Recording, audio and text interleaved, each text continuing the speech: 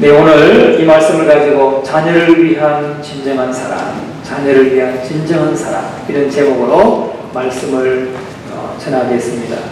가정은 하나의 교회입니다. 그래서 가정이 바뀌었을 때 교회도 견고해집니다. 그러나 가정이 무너지게 되면 교회도 무너져 가는 것입니다. 교회를 구성하고 있는 한 가정이 정말 건강한 가정, 사랑이 넘치고 화목한 가정이 될 때 교회도 그런 사람이 모였으니까 더 하나 되고 또 사랑으로 화목해 갈 수가 있습니다. 그런데 요즘 사회는 점점 더 사랑이 얕아지고 사랑이 식어지고 있는 가운데 있습니다. 그래서 가정의 위기를 보여주고 있죠. 가정의 위기가 많아졌고 또 그로 인해서 교회도 많은 교회들이 또 문제가 있고 상처가 있고 어려움이 있는 것을 볼 수가 있습니다. 진정한 사랑의 의미가 퇴색되고 있다는 것을 우리에게 보여주고 있습니다. 수십 년 전부터 미국에서는 아버지의 권위 찾기 운동이 일어나고 있습니다. 역사가들은 전하기를 미국의 산업사회 초기, 산업화 초기에 훌륭한 아빠에 대한 상, 훌륭한 아빠는 어떤 아빠인가? 그때 아빠들은요, 다 신앙을 가르치고 신앙과 지식을 전하는 사람이었다는 거예요. 신앙과 지식을 전하는 사람. 그러니까 미국의 초기 산업화 초기 때는 오직 부모가, 특히 아빠가 자녀들에게 신앙을 가르치고 또 그 당시에는 농경 경제에서 성공하는 데 필요한 모든 노동 습관과 지식을 자녀들에게 잘 가르쳐 주는 것이 좋은 아빠의 역할이었다는 거죠. 그러다가 아버지의 역할이 남북전쟁이 끝나고 19세기 들어서면서 변하기 시작했어요. 어떻게 변했느냐? 아버지의 정체성의 중심은 생계유지와 자녀가 직업을 갖도록 도와주는 능력이 아버지의 역할이었다는 거예요. 생계유지? 그러니까 신앙을 가르치던 아빠들이 살기 바빠서 생계를 유지하고 아이들에게 좋은 직업을 갖도록 도와주는 능력, 그것이 아버지의 정체성의 중심이었다는 거죠. 그런데 1920년대가 되면은 아버지의 역할이 이 생계유지만 아니라 이제 비경제적인 역할까지 떠안았다는 거예요.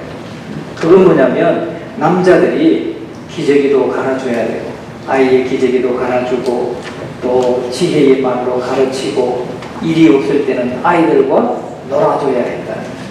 요즘 우리 젊은 세대 부부들이, 젊은 세대의 아빠들이 주로 많이 이제 그런 모습을 우리가 볼 수 있죠. 예전에 어려울 때는 아빠들이 그냥 나가서 열심히 일해가지고 돌아와서 자녀들 또 처자를 부양하고 하는 것으로 아빠의 역할을 다 한 것처럼 이렇게 생각하는 때가 있었어요.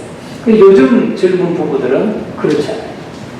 시간 되면 주말에는 아이들하고 놀아주고 아이들하고 야구도 하고 자전거도 타고 축구도 하고 또 아이들하고 많이 견학도 다니고 그런 아버지의 역할로 바뀌어지는 것을 볼 수가 있어요. 그런데 그 다음에는 새로운 아버지의 역할이 뭐냐면 아이들과만 놀아주는 것으로 끝나는 게 아니라 가족들과 함께하는 시간을 보내는 그런 아빠가 좋은 아빠. 아이들한테만 잘하는 게 아니라 아내한테도 잘해야 돼요. 가족들과 항상 함께 시간을 같이 보내는 아빠가 새로운 좋은 아빠다 하는 역할로 이렇게 변했다는 것입니다.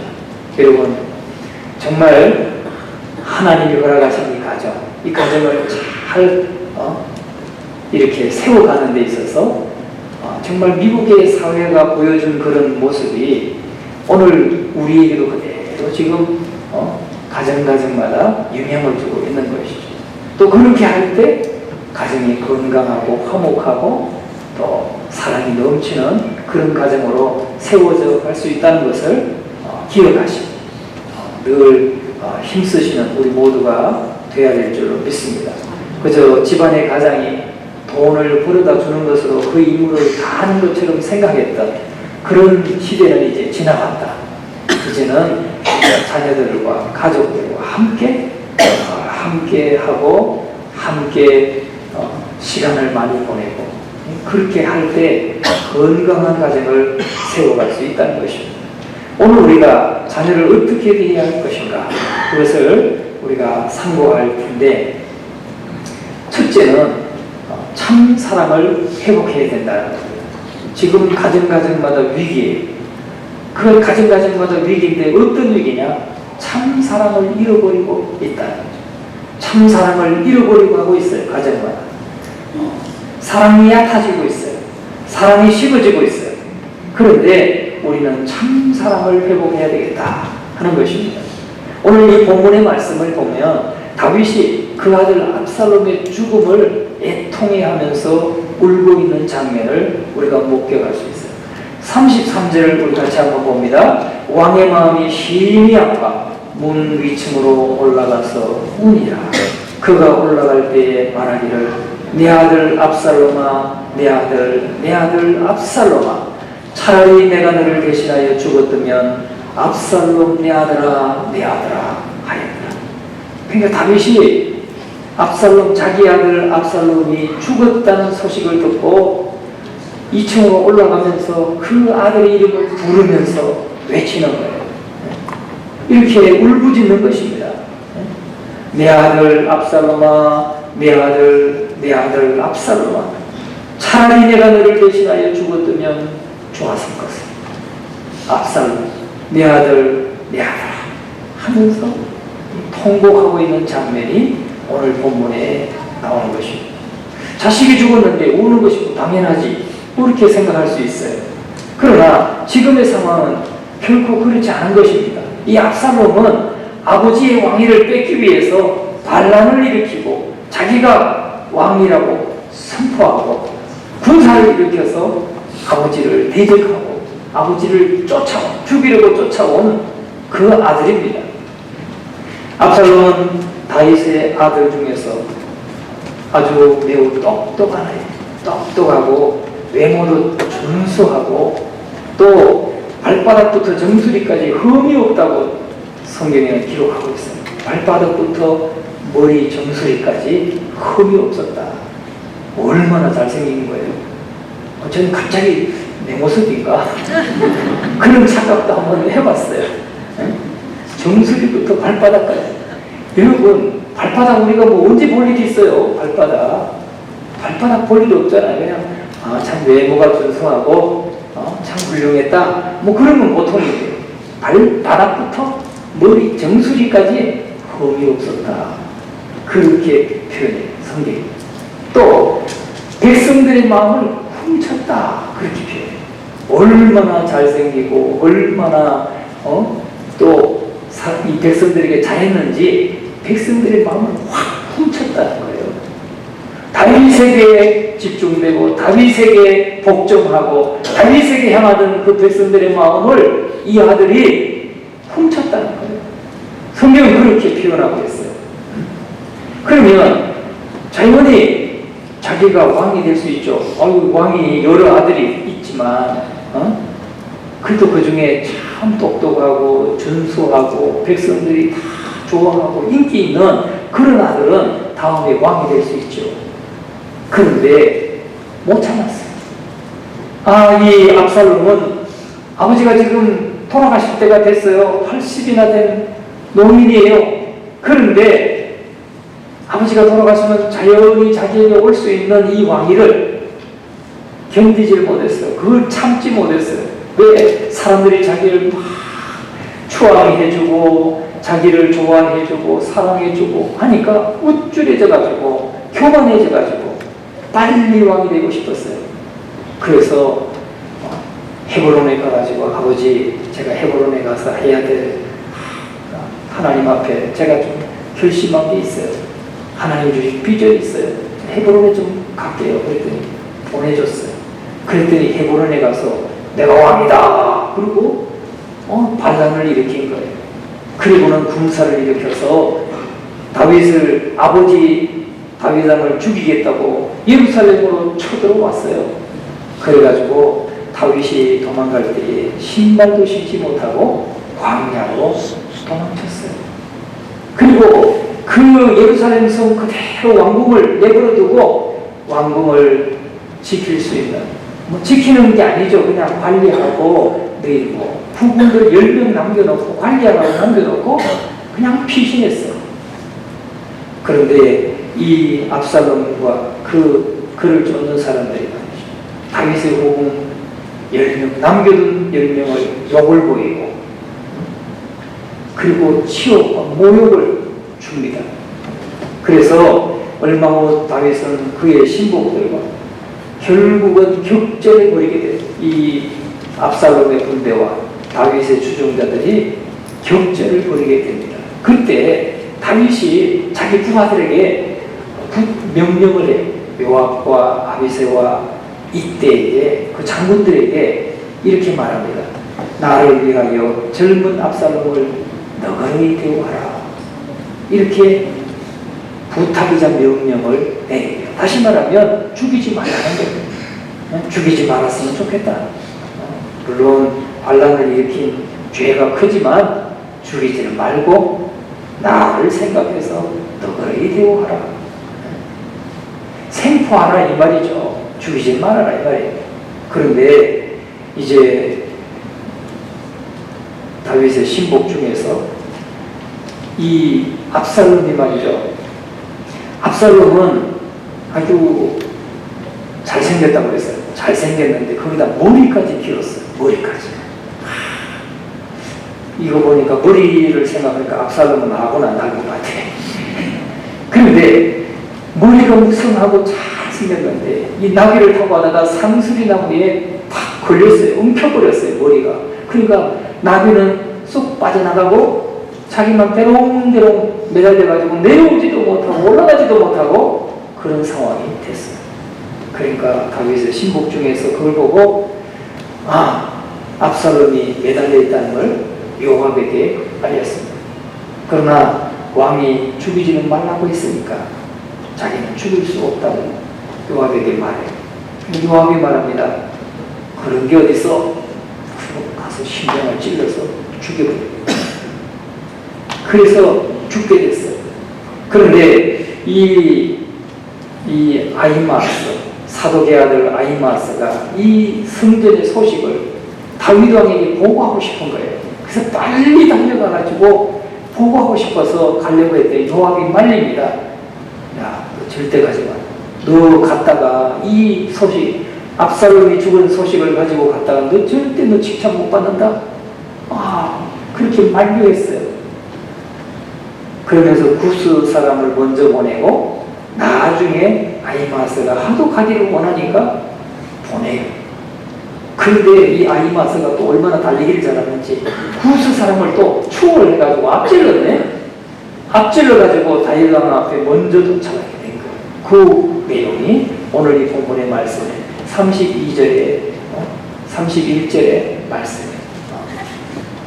29절의 말씀. 요압이 왕의 종 나를 보낼 때 크게 소동하는 것을 보았사오나 무슨 일인지 알지 못하였나이다. 그러니까 왕이 내 아들 압살롬이 잘 있느냐 라고 물을 때 아히마스가 지혜롭게 대답을 합니다. 왜? 압살롬의 죽음의 소식을 전했다면 너 칭찬 절대 못 받으니까 너 찍힐 수 있으니까 절대 말하지 말아라. 가지 말라고 말했는데 왔으니까. 그러면서 이렇게 지혜롭게 말합니다. 왕의 종 나를 보낼 때 크게 소동하는 것을 보았사오나 무슨 일인지는 내가 알지 못하였나이다. 그래서 지혜롭게 대답해서 삽니다. 그에 이제 구스 사람이 달려왔어요. 압살롬이 죽었다는 소식을 전합니다. 그때에 다윗이 이렇게 비통해하면서 내 아들 압살롬아, 내 아들 압살롬아 하면서 그 아들을 잃은 슬픔을 통곡으로 나타냅니다. 그런데 우리가 오늘 이 질문에 보면은 이 아히마스에게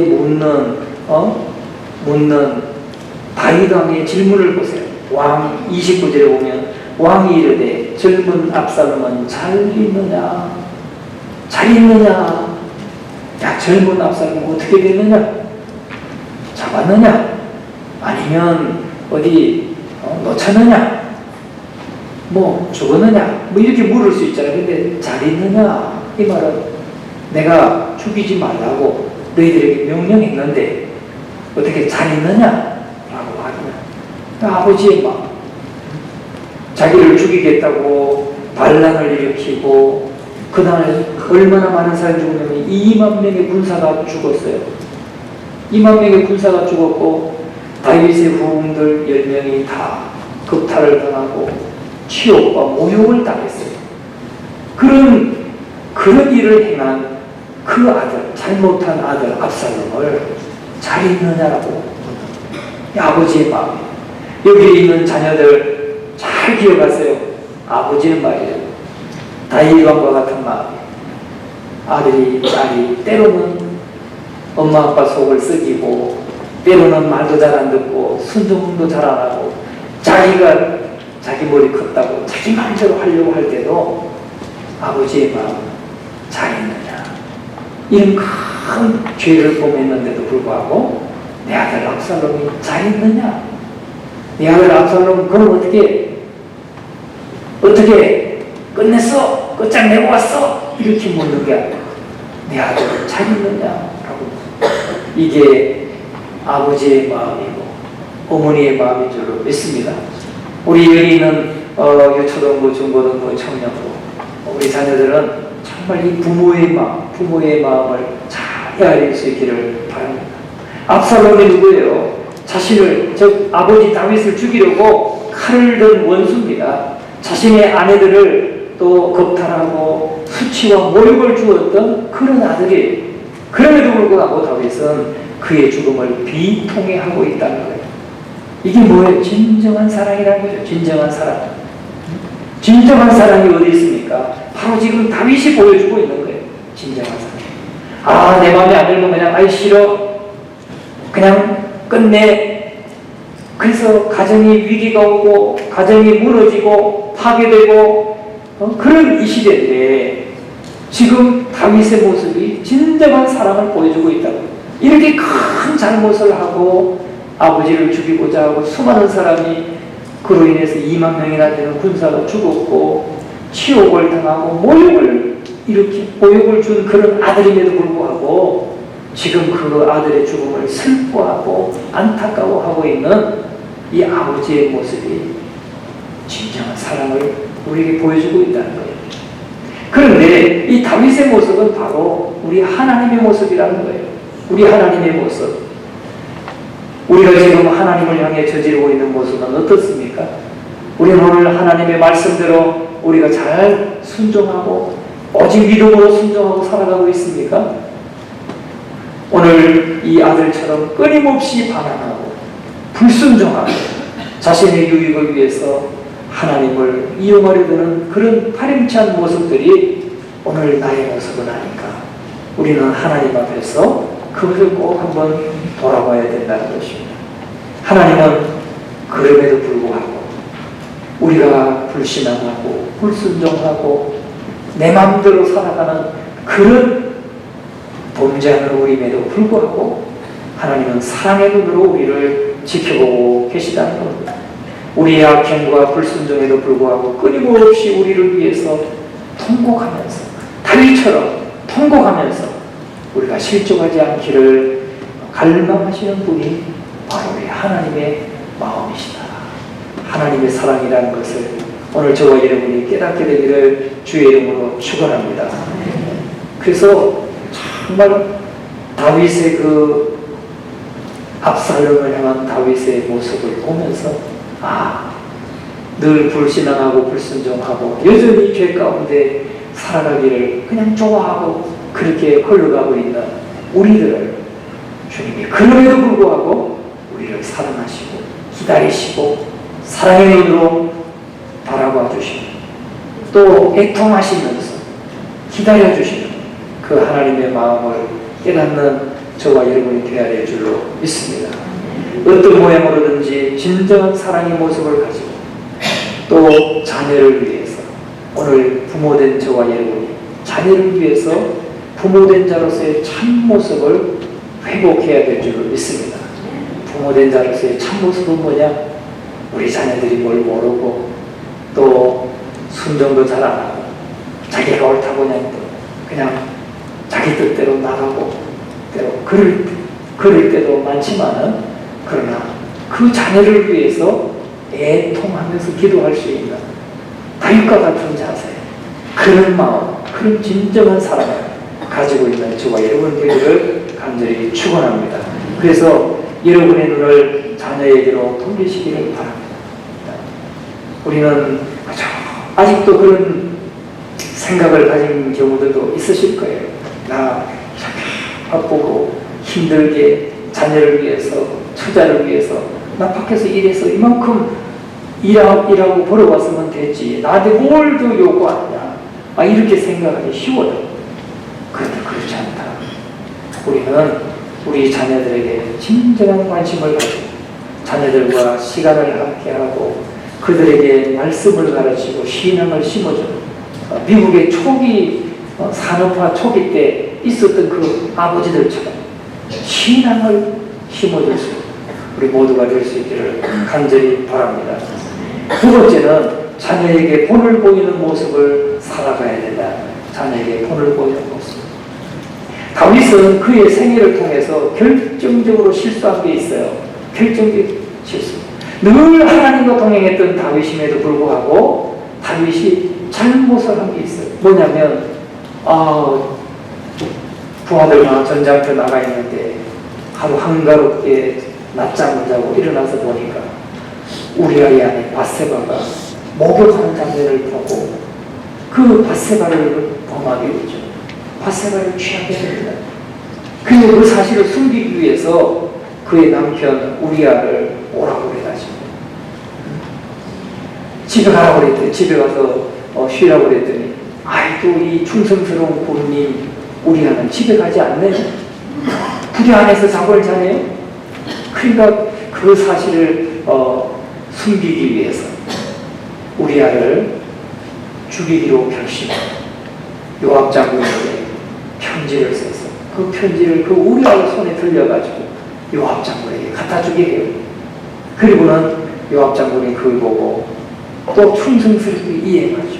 그래서 압살롬 하나님, 이 우리아는 전장에서 결국은 죽게 돼요. 다윗의 계략으로 죽게 돼요. 그리고 그의 아내 밧세바를 자기 아내로 삼았습니다. 이 결정적인 실수를 한 거예요. 그래가지고 결국은 그 이후에 나단 선자를 통해서 그 잘못을 깨닫게 되고 회개하고 통곡하지만 자신이 저질렀던 이 가정 파괴에 대한 대가를 자기 아들 압살롬을 통해서 하나님이 갚으시는 것을 다 되돌려 받게 되는 것입니다. 여러분, 오늘 우리의 삶이 다 우리 부모님은 말이죠, 우리가 행하는 것이 결국은 자녀들에게 영향을 줄 수 있다는 것을 여러분 잊지 말아야 될 줄로 믿습니다. 아들 압살롬에 의해서 살인이 저질러지고 그의 후궁들은 부끄러움을 당하게 되고 또 자기는 치욕과 모욕을 당하게 돼요. 자기가 범했던 그 죄 때문에 결국은 자기가 다 되돌려 받았다는 거죠. 심은 대로 거둔다는 거죠. 이 진리를 여러분 우리가 잊어서는 안 되는 것입니다. 심은 대로 거두는 것. 우리가 잠깐 동안 행복해지겠다고 쾌락을 쫓고 음란을 일삼고 심지어 가정을 파괴하려 한다면 그 마지막은 결국은 비참해진다는 것을 지금 다윗의 삶을 통해서 우리에게 보여주고 있는 거예요. 여러분, 미국의 조나단 에드워즈라고 하는 훌륭한 경건한 사람이 있어요. 프린스턴 대학의 총장을 지낸 바 있고 미국 영적 대각성기에 가장 큰 영향력을 끼쳤던 사람이 이 조나단 에드워즈인데, 그는 신앙이 훌륭한 부인을 두었고 또 그래서 어떤 사람이 이 조나단 에드워즈의 그 후손들에 대해서 그의 가계를 연구했어요. 그의 후손들이 어떻게 뻗어갔는가, 이 연구를 했더니 직계 후손은 873명이었어요. 873명. 그 가운데 대학 총장을 지낸 사람이 12명, 교수가 65명, 의사가 60명, 성직자가 100명, 군인이 75명, 저술가가 85명, 변호사가 100명, 판사가 30명, 공무원이 80명, 하원의원이 3명, 상원의원이 2명, 미국 부통령이 1명, 나머지 260명은 평범한 신앙인으로 살았다. 그러니까 경건한 그 믿음의 사람, 그의 후손들이 이렇게 복을 받았다는 것을 말씀하고 있는 겁니다. 그런데 조나단 에드워즈에게 어린 시절에 함께 보냈던 이 맥스 주크라고 하는 친구가 있어요. 맥스 주크라고 하는 친구는 함께 교회학교를, 주일학교를 빠지지 않고 둘이 같이 다녔대. 그러다가 어느 날 이 맥스 주크는 어느 날부터니까 믿음을 잃어버리고 교회를 떠나서 방탕한 생활로 빠지게 되었습니다. 그리고 신앙이 없는 여자와 결혼을 하게 되고 자녀들을 두게 되었어요. 그래서 이 조나단 에드워즈의 가문을 연구했던 이 사람이 동일하게 그 대조되는 사람을, 그의 친구를 또 연구한 거예요. 보니까 그의 직계 후손은 1292명인데 그 가운데 누아 사망이 309명, 거지가 310명, 불구자가 440명, 매춘부가 50명, 도둑이 60명, 살인자가 70명, 별 볼 일 없이 산 사람이 53명이라는 그런 조사 결과를 얻었다는 거예요. 이 두 가계를 대조해 보여주는데 부모가 자녀에게 미치는 영향이 얼마나 큰 것인가를 우리에게 교훈해주고 있는 것입니다. 여러분, 경건한 부모, 늘 말씀으로 지도하고 기도하면서 자녀를 양육하는 부모를 통해서 정말 이렇게 정말 사회에 큰 영향력을 나타내는 많은 훌륭한 사람들이 배출된다. 여러분, 오늘 그것을 잊지 마시기를 주의 이름으로 축원합니다. 그리고 우리가 정말 이 다윗과 같은 아버지의 심정을 가지고 정말 진정한 사랑을 회복하고 그 사랑으로 자녀들을 양육할 때 정말 우리 자녀들은 다 바르게 자라게 될 줄로 믿습니다. 결론을 냈습니다. 요즘 사회는 참 사단은 말이죠. 가정을 파괴하는데 모든 걸 집중하는 것 같아요. 가정을 파괴해야 나중에 교회도 무너뜨릴 수 있다고 생각하는 것 같아요. 그래서 어떤 방법으로든지 가정을 파괴하기 위해서 유혹하고 현혹하고 그럽니다. 그러나 우리가 꼭 명심해야 될 것은 우리가 가장 영향을 많이 주고 내가 이 가르치는 이 모든 것이 누구에게 가장 큰 영향을 끼칩니다. 자녀들이 바로 제자인 거예요. 부모의 말 한마디, 부모의 행동, 부모의 삶 자체가 자녀들에게는 다 교훈이 되는 겁니다. 그러니까 우리는 정말 올바른 것을 교훈하고 진리의 말씀을 교훈하고 가르치고 주의 교양과 훈계로 늘 기도할 뿐만 아니라 정말 깨어 기도하는 그런 부모가 될 때 우리 자녀들이 정말 바르게 세워지게 될 줄로 믿습니다. 그래서 정말 주님 앞에 여러분 모두가 브리스길라와 아굴라 부부와 같이 평신도로서 함께 헌신하며 주를 위해서 봉사할 수 있는 그런 아름다운 가정을 이루고 또 여러분을 통해서 조나단 에드워즈의 가정과 같이 정말 사회에 큰 영향력을 나타내는 그런 힘있고 지혜롭고 또 영향력 있는 그런 많은 인물들이 여러분 가정에서 나올 수 있게 되기를 간절히 축원합니다. 여기에 참여한 우리 유초등부 친구들, 중고등부 친구들, 청년들 여러분 꼭 그런 가정을 이루기를 소망하고 기도하고 그렇게 나아가시기를 주님의 이름으로 축원합니다.